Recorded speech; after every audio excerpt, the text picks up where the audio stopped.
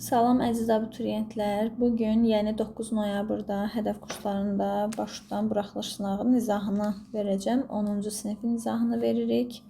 11-ci sinifin izahında YouTube kanalında baxa bilərsiniz. Birinci mətnimiz Kim daha cömərtdir mətnidir və bu mətn bədii üslubda yazılıb. Bədii üslubdadır. Mətni belə gətirdim. Videonu saxlayıb oxuya bilərsiniz mətni. Keçirim suallara. 27-ci sualda deyir ki, mətn ideyası ilə səsləşən atalar sözünü müəyyən edin. Mətndə cömert, yəni səxavətli, xeyirxah da burada əli açıq insanlardan söhbət gedir. Biri zəngin olan bir adam idi, biri də fəhlə idi. Ona görə ağıldan söhbət getmir, A variantı səhvdir. Yenə elmdən, təhsildən söhbət getmir. Bir hərf öyrədərəm, öyrədən 40 il körəsi olaram, ona görə uyğun deyil. Məlumatlı olmaq da düzgün deyil. Yağışdan qaçan doluya düşər, bu da mətnə uyğun deyil. Yaxşılığı təxirə salmaq böyük insanların xüsusiyyəti deyil. Yenə mətndə yaxşılıqdan, səxavətdən söhbət getdiyi üçün bu mətnə daha uyğundur. Ona görə variantımız E variantı olacaq. 28-ci suala baxaq. Hansı cümlələr ilə mətnin həm əsas, həm də nəticə hissəsini genişləndirmək olar deyir. Baxaq bir dənə. Birincidə deyir, bu adamın səxavəti dillərə dastan olmuşdu. Bu səxavətinə qarşılıq Allah da səni bax sahibi elədi. Həmin adam insanların rəğbətini çox qazanmışdır. Yenə üzündə əvvəlki təbəssümlə öz işinə davam elədi. Oğlan belə bir hadisə ilə qarşılaşacağını heç ağlına belə gətirməmişdi. Deməli, bu əslində 4-ü yazmaq olar, amma yenə bir mətnə baxaq. Bu adamın səxavəti dillərə dastan olmuşdu, deyir. Qədim vaxtlarda bir şəhərdə varlı və səxavətli bir adam yaşayırdı. Bu adamın səxavəti dillərə dastan olmuşdu. Bunu girişə yazmaq olar. Ona görə biri atırıq. A variantı getdi. Sonra bu səxavətinə qarşılıq Allah da səni bax sahibi elədi. Bunu nəticə hissəyə yazmaq olmaz. Çünki nəticə hissə budur. Burada artıq bağ sahibi olmasını onsuz da bilirik. Onu məsələn yaza bilərik əsas hissəyə. Yəni deyir ki, tanışım bu təklifimi qəbul elədi. Bağın qiymətini razılaşandan sonra pulunu ona verib yenidən bağa qayıtdım. Belə, yəni bu hadisələrdən sonra bu boyda bağı mənə hədiyyə edirsiniz. Bax, buralara yazmaq olar. Onu hədiyyə etdiyimi dedim. Bura yaza bilərik. Yəni, bu da əsas hissədir. Ona görə 2-ni də götürmərik. C variantı getdi, E variantı getdi. Qaldıq 3, 4, 5 arasında. Həmin adam insanların rəğbətini çox qazanmışdı. Burada söhbət həmin adam deyiriksə, yəni bu giriş hissəyə gedəcək də. Həmin o varlı adam ki, deyir, həmin adam insanların rəğbətini çox qazanmışdı. Bunu da yaza bilmərik əsas və nəticəyə. Həm də nəticə hissəyə necə yazaq ki?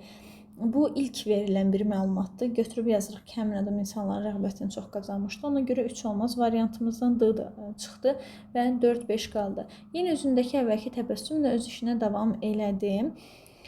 Belə, bax, bunu yaza bilərik. Məsələn, artıq özü üçün yemək heç nə qalmamışdı, amma bu vəziyyətdən heç nə razı görsənmirdi. Yenə də işinə davam elədi. Bura yaza bilərik əsas hissəyə. Sonra, buna görə də sən məndən daha səxavətlisən. Bir də nəticə hissədə, çünki mən onsuz da varlı adamım, sənə əlimdəkin bir qismini vermişəm. Yəni, buralara bir yerə məsələn yaza bilərik ki, yenə də üzündə əvvəlki təbəssümlə öz işinə davam elədi. Sonra 5-ə də yazırıq, oğlan belə bir hadisə ilə qarşılaşacağını heç ağlına gətirməmişdi. Yəni, bunu nəticə hissəyə də yaza bilərik. Əsas hissəyə də ki, hansı ki, o burada deyir, bu bağı sənə hədiyyə edirəm. Buralara da yaza bilərik. Belə bir hadisə ilə rastlaşacağını düşünmürdü. Ona görə 4-5 daha uyğun ola bilər əslində. 1, 2, 3 artdıqdan sonra da variantı çıxardırdıq. 29. Mətnə əsasən müəyyən etmək mümkündür. Hadisənin baş verdiyi məkanın və ilin dəqiq tarixi göstərməsi. Hadisənin ili filan yox idi. A variantı səhvdir. Səxavətli şəxsin yaşını və peşəsini, səxavətli şəxsin yaşı və peşəsi də yox idi. Bu variantı səhvdir. Yəni, yaşı yox idi ən azı. Peşəsini görək veribmi? Yoxdur. Bir adam yaşayırdı deyir. Yəni, peşəsi də yoxdur. Fəhlənin hansı hərəkəti ilə yadda qalmasını, yəni fəhlə son çörəyini də itə verir. Yəni, hamısını götürür, itə verir və bundan yadda qalır. C variantı. Bağın əvvəlki sahibi ilə yeni sahibi arasındakı fərq. Bağın əvvəlki sahibi ilə yeni sahibi arasındakı fərqə baxaq. Deyir ki, bağa qayıtdım. Deməli, Bağın sahibinin kim olduğunu soruşanda bir nəfərin adını çəkdi. Həmin adamı tanıyırdım. Yanına gedib bağı almaq istədiyimi dedim. Tanışım bu təklifimi qəbul etdi. Bağın qiymətində də razılaşdıqdan sonra pulunu verib yenidən bağa qayıtdım. Oğlan hələ də işləyirdi. Yanına gedib bağı alıb ona hədiyyə etdiyimi dedim. Əslində bu ünvanlı bir şeydir. Burada çox fərq müəyyən eləmək olar. Bu biraz sıxıntılı bir variantdır. Səxavətli şəxsin mirasının kimə qalması bu yoxdur mətndə. Əslində çox güman uşaqlar bu iki variant arasında qalacaq.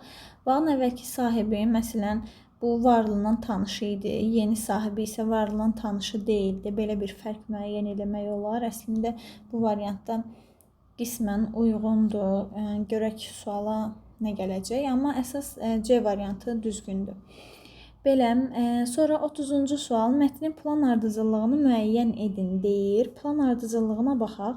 Qədim zamanlarda səxavəti ilə tanınan şəxs, bu elə gedir girişə. Birinci bu olacaq.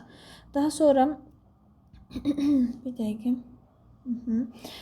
Sonra varlı şəxsin fəhləyə qarşı gözəl sözlər işlətməsi, hamının imdadına çatan şəxs, cavan oğlan etdiyi hərəkətlərdən təsirlənən şəxs. Yenə qaydaq mətnə uşaqlar, amma birlə başlayacaq bu dəqiqdə, ona görə E variantı getdim.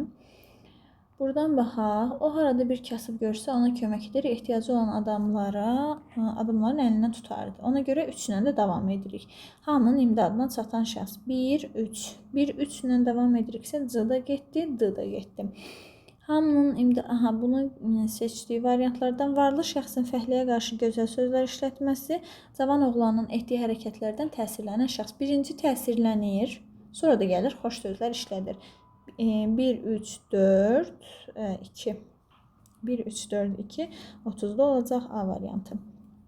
31'ə baxıraq, mətndə hansı suala cavab tapmaq mümkündür deyir. Gəlin görək hansı suala cavab tapa bilərik. Səxavətli şəxs mirasının hamısını kimə pay verdi? Mirasının hamısını pay vermədi. Mirasının bir qismini insanlara kömək edirdi sadəcə. Hamısını vermir. Hətta məsələn orada özü də deyir ki, mən mirasımın sadəcə bir qismini xərcləyirəm. Bir qismini verirəm. Yəni hamısını vermir. Səhv fikirdir. Cavan oğlan yaşayışını çətinləşdirən amil nə idi? Cavan oğlan yaşayışını çətinləşdirən amil nə olduğunu bilmirik. Fəhlə idi. Amma yaşayışını çətinləşdirən amilin, yəni əsas səbəblər filan yoxdur. Bağın qiymətinin baha olmasının səbəbi nə idi? Bunu da tapa bilməliyik.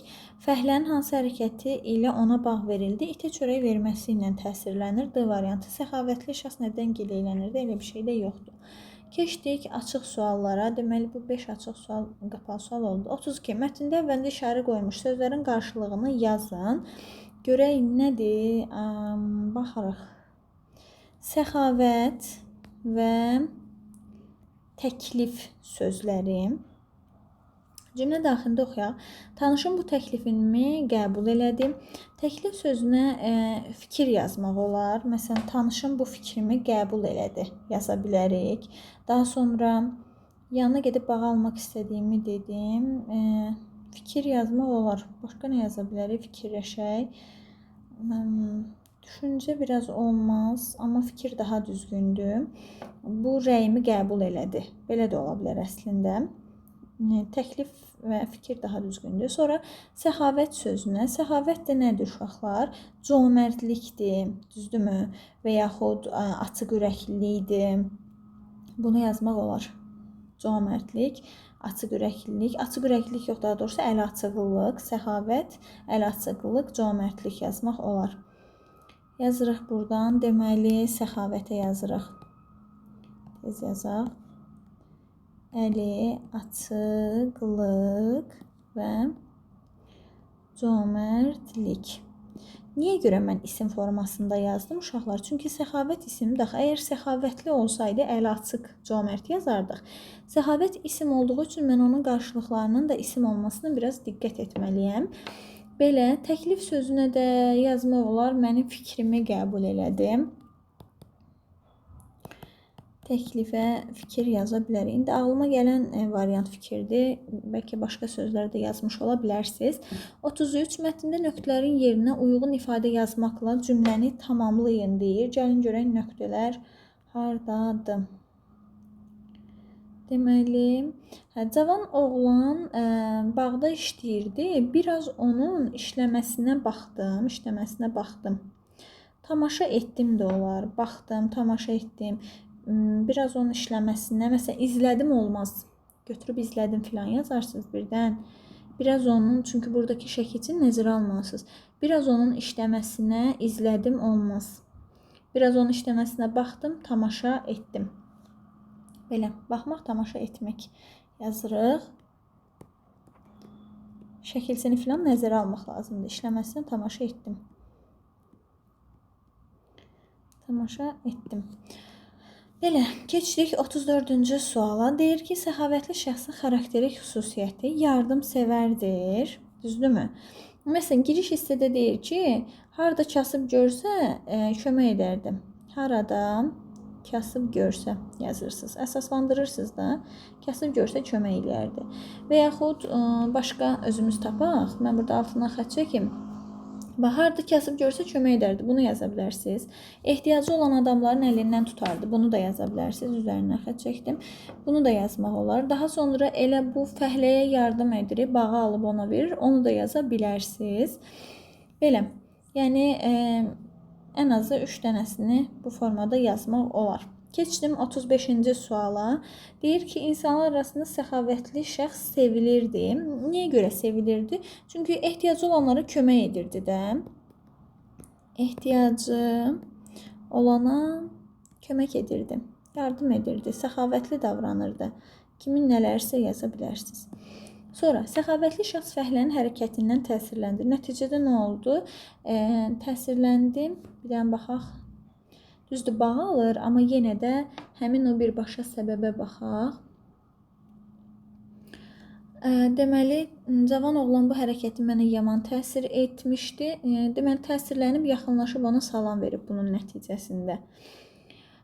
Sonra birbaşa səbəb kimi bunu yazmaq olar.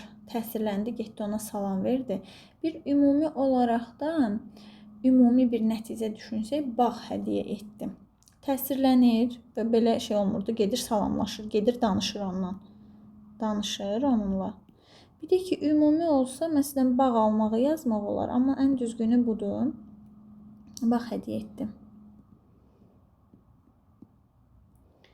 Sonra 36-cı suala baxaq. 36-cı sualda deyir ki, kimə yaxşılıq elədin, özünü ondan qoru. Mətni məzmunu ilə üst-üstə düşmür. Çünki burada həmin o fəhləyə yaxşılıq edir, həmçinin onun haqqında da yaxşı fikirlər söyləyir. Sonradan da yaxşı fikirlər söyləyir onun haqqında və ona görə yəni yaxşılıq etdiyi insanların pisliklərindən danışmadığı üçün bu uyğun deyil. Məsələn, necə əsaslandırarsınız? Həm dediyim bu məzmundan çıxış eləyib istədiyiniz formada fikrinizi yaza bilərsiniz, həm də konkret olaraq yazsaq ki, məsələn, ehtiyacı olanlara kömək edir. Olana kömək etməsi barədə məlumat var.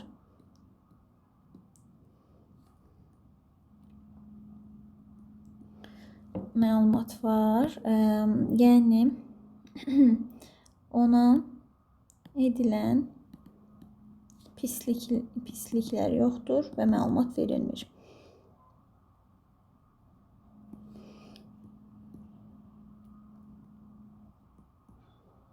Belə, əsaslandırmış oldunuz uşaqlar. Bununla da açıq sualımız bitdi. Belə, yaza biləcəyiniz bir mətn idi. İnşallah ki, yaxşı yazmış olarsınız. Keçdik ikinci mətnimizə. İkinci mətnimiz bunu kim deyib mətnidir və bu da publisistik üslubda olan bir mətndir. Belə mətni yenə saxlayıram. Birinci oxuyun, sonra da sualları yazın. Keçək suallara uşaqlar. 37-ci sualda deyir ki, mətnin məzmunu ilə bağlı olmayan fikri müəyyən edin. Dərsliklərin hamısında Aleksandr Suvorovdan sitat gətirilir. Gəlin baxaq. Deyir, Sovet dövründə nəşr olmuş bir çox kitablarda, bax, hamısında demirəm, bir çox kitablarda Aleksandr Suvorovdan sitat gətirilirdi. Yəni, elə A variantı səhv olar. Hamısında deyir axı burada A variantı səhvdir, amma digər variantlara baxaq.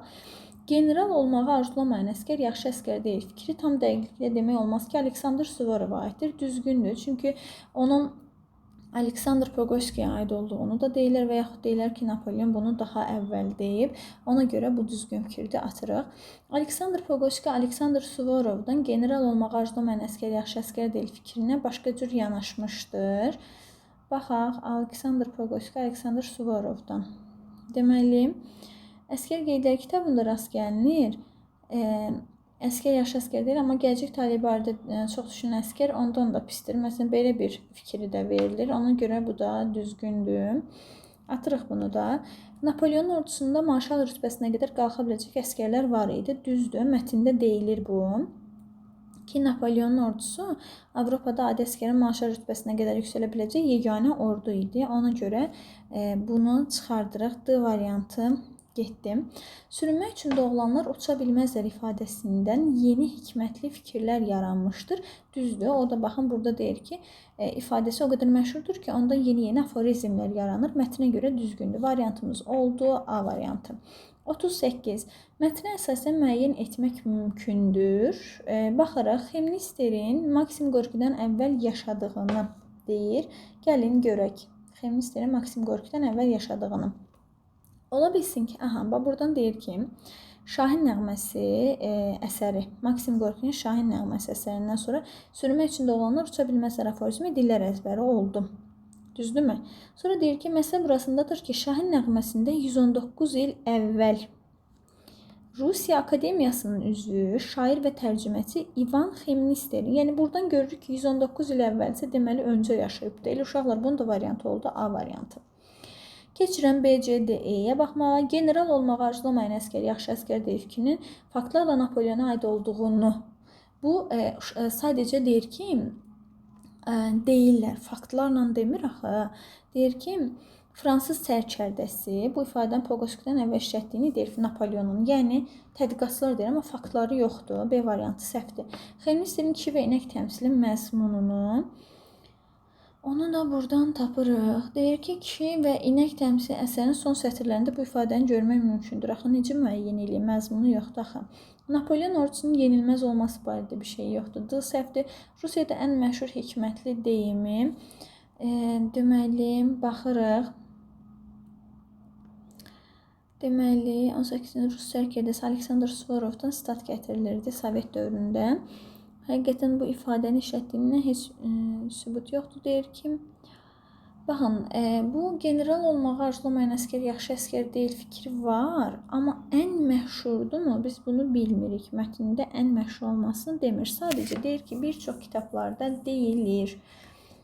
Belə, yəni məşhur olması yoxdur əslində. Ona görə bunu da çıxardarıq A variantı. Mətndə boş çərçivənin içinə yazıla biləcək sözü müəyyən edin. Boş çərçivəni gəlin tapaq. Baxın, deyir ki, Napoleonun Rusiyada isə həmin illərdə səhvə yol vermiş əskəri bəzən ölənədək döyürdülər. Ölənədək qayğı göstərirdilər, olmaz. Rütbələrini yüksəldirdilər, olmaz. Ailəsi ilə görüşürdülər, niyə olsun ki? Yəni, həmin əskəri tapırdılar və döyürdülər. Ölənədək təqib edirdilər, olmaz. Axı, bu düzgün bir şey deyil. Belə. Yəni, həm də əskər onların əskəridir. Niyə onu təqib etsinlər ki? A variantı. 40-cı sual. Mətnin 5-ci abzasına əsasən müəyyən edin. Hadisənin baş verdiyi dövrdə Maksim Qorki müharibənin şiddətindən də yazırdı. Rusiyada azınacaqlı vəziyyət idi. Xemnisterin təmsili Rus ədəbiyyatına yenilik gətirdi. Xemnister 19-cu yüzillikdə yüzlərlə kitab çap etdirmişdi. Sürünmək üçün doğulanlar uça bilməz aforizmi dillər əzbəri olmuşdu. Baxaq, hadisə, söhbət hansı hadisədən gedir? Burada bu sürünmək üçün doğulanlar uça bilməzlər aforizmindən söhbət gedir də indi burada. Maksim Qorki müharibənin şiddətindən yazırdı, bu səhvdir. Çünki uşaqlar, niyə görəm? Çünki deyir ki, özündən bir əsr əvvəl yaşamış, təmsilindən xəbərsiz olub, müharibənin şiddətindən yazdığı deyilmir axı burada Maksim Qorki. Bax, görürsünüz, bu hissələrdir, amma burada da müharibənin şiddətindən danışdığını demir. A səhvdir. Rusiyada azınacaqlı vəziyyət idi, o da yoxdur. B-ni də çıxırıq. Xemnisterin təmsili Rus ədəbiyyatına yenilik gətirdi. Sadəcə Xemnister haqqında deyir ki, bəs 119 il əvvəl işlədib bunu, amma ki, yenilik gətirməsi filan yoxdur. Keçdik. Xemnister 19-cu yüzillikdə yüzlərlə kitab çap etdirmişdi. Bu da yoxdur. Sürünmək üçün doğulanlar uça bilməzlər aforizmi dillər əzbəri olmuşdu. Bu da düzgündür. Mətnin elə nəticə hissəsində deyir ki, o qədər məşhurdur ki, ondan yeni aforizmlər yaranır. E variantı olar. Uşaqlar, baxın, o qədər məşhurdur ifadəsini düşünüb, sonra etməyin. Bayaqki bir sual var idi ki, ən məşhur hansıdır? Bax, onu götürüb səhv yazarsınız birdən. Haradaydı o? Rusiyada. Nəsə, belə. 40-cı sual oldu, E variantı. 41-ci suala baxırıq. Mətnin plan bəndlərinə aiddir, deyil. Aleksandr Suvorovdan sitat gətirilməsi. Biri götürərik aiddirdən. Sonra hərbi tribunala müraciət olunması. Orada hərbi tribunala müraciət edirlər. Sadəcə deyir ki, qalibləri mühakimə etmirlər deyir və qoymur məhkəmə başlasın. 1-2 düzgündür. Zabit rütbəsinin yalnız zadəganlara verilməsi. Bəzi yerlərdə var idi ki, zabit rütbəsi yalnız zadəganlara verilirdi, amma Napoleonun ordusunda fərqli idi də. Zabit rütbələri yalnız zadəganlara verilirdi. Bu da var mətndə. Üçü götürdü. Qalibləri mühakimə etmirlər ifadəsindən yeni hikmətli deyimlərin yaranması bu bir ifadəyə aiddir. Sürünmək üçün doğulanlar uça bilməzlər ifadəsinə aiddir ki, ondan yeni şeylər yaranırdı, aforizmlər yaranırdı. Bu səhvdir. Türklərin yenilməzliyi də yoxdur. 1, 2, 3 C variantı oldu. Keçdim 42-ci suala. Aleksandr Suvorov və Maksim Gorki. Bunlar haqqında danışmalıyıq. Məsələn, Aleksandr Suvorova yazırıq ki, baxaq da nə yaza bilərik. 18-ci əsrdə yaşayıb, böyük Rus sərkərdəsi olmuşdur yazırıq. Sonra Maksim Gorkiyə yazırıq ki, 19-cu əsrdə yaşayıb, Şahin nəğməsi əsərinin müəllifidir. Baxın, bura yazırıq. Dəqiqə. Bunun 18-ci əsr, bunun 19-cu əsrdə yaşamasını deyirik. Daha sonra bunun Rus sərkərdəsi olmasını deyirik. Bunun isə yazıcı olmasını deyirik. Məşhur yazıcı olub. Və yaxud deyirik ki, Şahin nəğməsi əsərinin müəllifidir. Nəğməsi əsərinin müəllifidir. Görək bu birinə aid nə yaza bilərik. Baxaq, işlətdiyində də heç bir məlumat yoxdur. Belə, bunları yazmaq olar. Aleksandr Suvorovun adı bir də burada keçir. Deyilənə görə 1733-cü ildə Aleksandr Suvorov başkomandanın əmri olmadan türklərin Turtukay qalasına hücum edibmiş. Yazırıq ki, türklərin Turtukay qalasına hücum etməsi barədə fikir var. Turtukaya hücum barədə fikir var. Mən qısaca yazıram. Belə.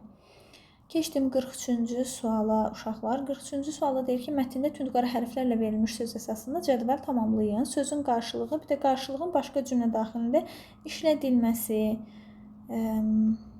Tündqara hərflərlə tapırıq onu.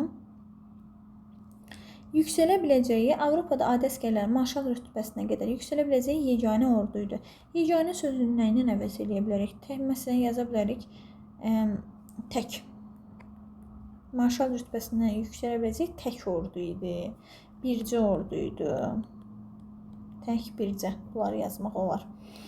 Sonra 44-cü suala baxırıq. Deyir ki, şəxs, zaman, məkan, hadisə. Turtukay qalası deyirsə, Suvorovu yazırıq. Suvorov neçənci il idi? 1733 ildə desəm.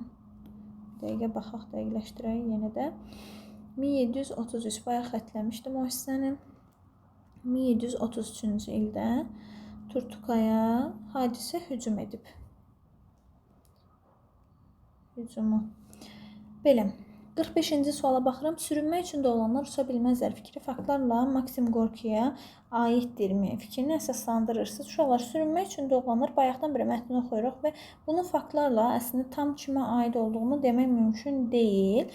Yəni ona görə xeyr yazırıq. Xeyr, çünki mətndə bununla bağlı əsaslıq bir faktımız yoxdur əlimizdə və yaxud məsələn onun başqa insanlara aid olması da var, Xemnisterə aid olması fikri var. Yəni Götürdük xeyri. Çünki faktlar dəqiq deyil.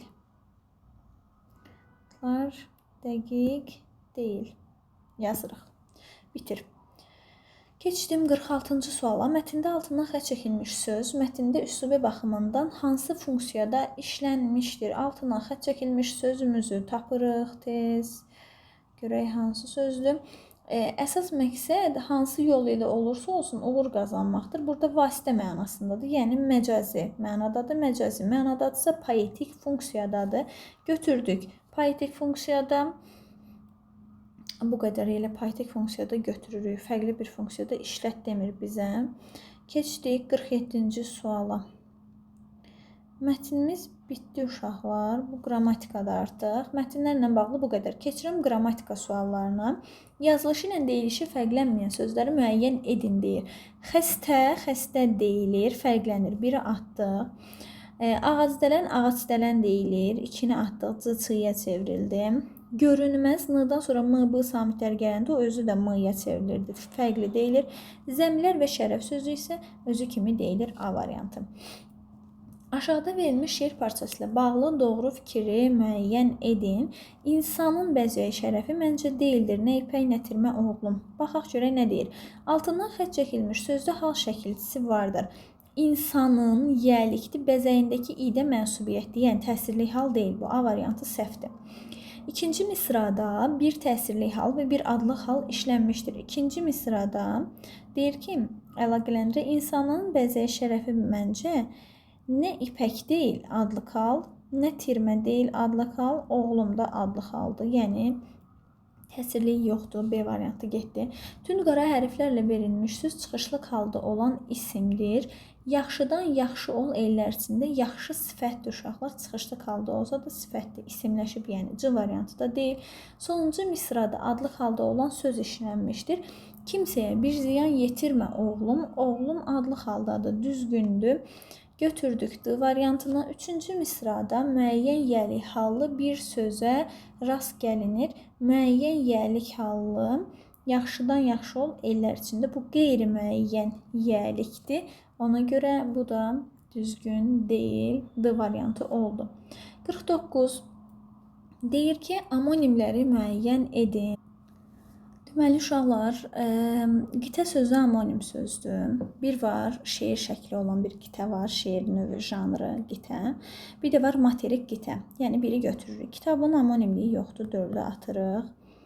Sonra qoşma sözü yenə bir şeir növü, janrı var. Qoşma, bir də ki, qoşma bağlayıcıdakı qoşma. İkini götürürük, variant B. Qucaq sözünün və diş sözünün də amonimliyi yoxdur. Ona görə B variantı oldu bizim variantımız. Keçdik 50-ci suala. Cədvələ əsasən doğru fikri müəyyən edin. Adlıq halda olan söz ismə məxsus 4 qrammatik şəkilçisini qəbul edə bilir. İsmə məxsus 4 qrammatik şəkilçi, yəni hal, cəm, mənsubiyyət, xəbərlik şəkilçisidir. Adlıq halında hal şəkilçisi yoxdur, o maksimum 3 dənəsini qəbul edir. Yanlış fikirə düz deyir, uyğunsuzdur. İsmin təsirli halının sintaktik vəzifəsi tamamlıqdır. Düzdür, təsirli halının sintaktik vəzifəsi tamamlıqdır. Düz fikirə yanlış deyir, B də deyil. Bütün isimlər cəmlənir, səhvdir. Məsələn, xüsusi isimlər cəmlənmir, bəzi toplu isimlər cəmlənmir, peşə bildirənlər cəmlənmir. Ona görə C səhvdir, səhvə düz dediyi üçün. Yəlik hal nə sualına cavab verə bilir? Bəli, qeyri-müəyyən olduğu zaman nə sualına cavab verə bilir? Bu, deməli, düz fikirdir, amma yanlış deyir. D da səhvdir. Yəlik halda olan söz cümlənin xəbəri ola bilir. Düzgün fikirə düzgün deyir. Variantımız E variantı oldu. 51-ci sual deyir ki, səhv yazılmış sözü müəyyən edin. Elə baxan kimi abırsızlıq sözü görünür. Abırsızlıq olmalıdır. C variantı səhv yazılıb. 52-ci suala baxaq. Yəlik hallı isimlə başlanan cümləni müəyyən edin. Yazın çox səliqəli yazılmışdı. Sənin yazın. Sənin yazın deyə bildiyim üçün buradakı ın mənsubiyyətdir və adlı halda. A variantı deyil. Pisin etdiyim, bax, isim deyirsə, pis sifətdir. Heç ona görə baxmırıq buna. Köynəyin ölçüsü düz gəlməmişdir. Köynəyin yəlik ölçüsündəki südə mənsubiyyətli. Bunlar birdir variantımız. C. Narın yağış yağmağa davam edirdi. Burada yoxdur, sifətli. Narın sözü aydın səmada onu seyr edirdim. Aydın da sifətli. Hansı sözün antonimi yoxdur deyir. Gözəl, çirkin var. Sonra dərə, təpə var. Düzdürmü? Yəni işlədə bilərik də dərə, təpə. Sonra güclü sözünün antonimi var. Güclü, zəif demək olar. Sonra dəcəl sözünün antonimi nə ola bilər? Dəcəl məsələn nə ola bilər? Sakit. Sakit deyə bilərik. Dəcəl uşaq, sakit uşaq. D variantında sinonimi, daha doğrusu antonimi var. Ondan sonra görmək qalır. Görmək də antonimi yoxdur. Elə variant E variantı olar. Keçdim 54-cü suala. Yollu sözünün fonetik təhlil ilə bağlı səhvi tapın deyir. Yollu sözünün tez tələffüzünü yazırıq. Lazım olacaq. Yunlu deyilir. Bir fərqli məqam var. Düzdür. L-nıya çevrilir. 2 hecalıdır. Heca soruşanda yazılışa baxırıq. Düzdür. 2 hecalıdır. Ahəng soruşur. Yenə yazılışa baxırıq. Düzdür. Ahəngə tabedir. L samiti cingiltilidir və kar qarşılığı yoxdur. Artıq samit sayı soruşur. Tələffüzə baxmalısınız və tələffüzdə L samiti yoxdur. D-dir variantımız. Hecaları samitlə başlayır. Yun, lu samitlə başlayır. Doğrudur bu da. Ona görə C getdim. 55-ci sual. Hansı nümunələrdə bir-biri ilə amonim olan söz var? Düz 5 ildir ki, yanımdan düz gedib düz gəlirdi. Burada birinci düz ədatdır. İkincilər isə, ikinci, üçüncü isə zərfdir. Ona görə elə amonimliyin özü var burada. Pis-pisə, pis deməsə bağrı çartlar. Deməli, sifət və zərf kimi işlənənlər amonim götürülmür. 3-ə baxırıq. Gəlin bu evə gələndən bəri tamamilə dəyişmişdi. Buradakı sözümüz gəlin sözüdür. Burada isə gəl sözüdür. Ona görə bunlar deyil amonim. Sonra keçdik. Əkin başladığından kəndliləri səpinə aparırdılar. Burada eyni olan söz onsuz da yoxdur. Mürəkkəb bir zamanda, mürəkkəbdir qələmi yazıram. Mürəkkəb burada çətindir. Buradakı isə qələmin mürəkkəbidir və bunlar amonimdir. 1, 5 A variantı olacaq. Tələffüz forması doğru verilmiş sözlərin sırasını müəyyən edin. Əyrilik xıştrixlə deyilir, səhv verilib. Ezamiyyətdə A uzanır, səhvdir. Sonra ləçək düzdür, xışdırıq. Dəyanətli düzdür, 2-ni götürdük. Ailə düzdür, həm A uzanır, həm də Y daxil olur. Qarşılamaq da düzdür, 2, 3. Gücdür, sərinlikdə xışdırıq olmalıydı, səhvdir. Ayaq və oyaq da X olmalıydı, oyaq səhv verilib. Ona görə variantımız 2, 3 oldu, 4, 5-də səhvdir. Belə uşaqlar, bu qədər. Ümid edirəm ki, nəticələriniz yaxşı olar və səhvsiz yazarsınız.